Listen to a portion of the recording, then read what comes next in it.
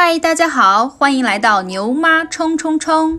今天牛妈给大家介绍一款经典的韩式料理——韩式杂菜拌粉条 Japchae。Japchae 在韩语当中是杂菜的意思。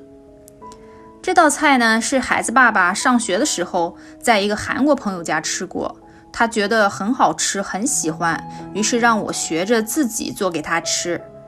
这道菜的做法不难，就是把各种配菜做好以后拌在一起。韩式料理将配料分别弄熟再拌在一起的做法比比皆是。有人会认为，反正食物最后都要拌在一起，干嘛还要分开弄熟呢？虽然我也不知道到底是什么道理，但是他们这种做法呢，延续到现在已经很久了。我的感受是，他们这种做法把所有食材拌在一起吃的时候呢，你可以感受到食材之间的相互融合，所有食材一致的味道。可是你分别吃的时候呢，又不失各种美味，而且你的口感还有味觉的层次会感觉更加丰富。现在我们就来看一下具体是怎么做吧。这些是我们所需要的材料。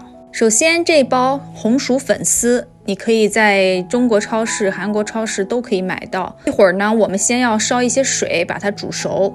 这是一大盘菠菜，你别看现在好像很多的样子，焯过水之后呢，其实就比较少了。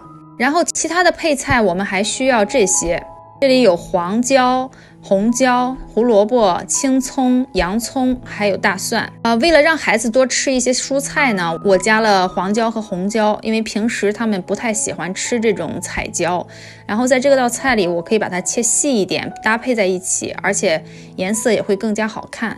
然后这个是我准备的口蘑，我们一会儿要把它切小片，然后炒一下。这个是我提前泡好的那个冬菇，这个呢我们也是要给它切片，然后和牛肉一起炒。肉呢，我准备了一块肉眼牛肉，大家可以根据自己的喜好来选择牛肉。如果你是素食主义者，可以多放一点蘑菇来代替肉。需要的调料主要有，首先这个酱油，我这个是买的韩国酱油，如果没有的话，你可以用生抽代替。韩国酱油一般比我们平时吃的生抽稍微甜一点。还有这个芝麻油，然后还有这个已经烤熟的芝麻，最后撒在上面可以增加香味。然后还有这个糖，这个我用的是棕糖，你也可以用白糖。除此之外，我们还需要黑胡椒粉来调味。首先我们先把牛肉切成薄片，大约切成这样的厚度就可以了，这样既可以方便入味，又可以比较容易炒熟。现在我们把泡好的冬菇切成薄片，然后和牛肉一起腌制。我们先加入2大勺的酱油，然后我们加入一些现磨的黑胡椒粉，再加入1小勺棕糖，最后准备2瓣蒜，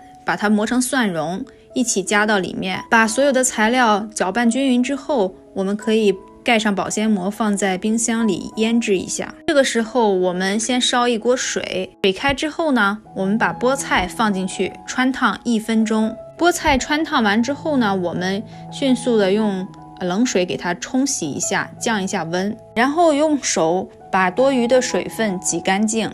把挤好水的菠菜切一下，准备一个盆，把菠菜放在里面，加入1小勺酱油，加上1点麻油，再加入1点棕糖，给它搅拌均匀。然后还是刚刚那锅煮菠菜的水，我们现在把红薯粉丝放进去煮。这个粉丝上面写的是煮4到5分钟。红薯粉丝煮的过程当中呢，我们可以先准备一下配菜，把它们该切的切。这是我已经切好的配菜，青菜都要切丝。然后这是我切好的蘑菇，蘑菇切片。现在粉丝已经煮好了，我们把它盛出来，放在一个大的盆里。最后呢，所有的菜都会放在这个大盆里一起搅拌。我们先把这个红薯粉丝用个剪刀给它剪一下，因为这个粉丝一般都比较长。然后我们给它调一下味道。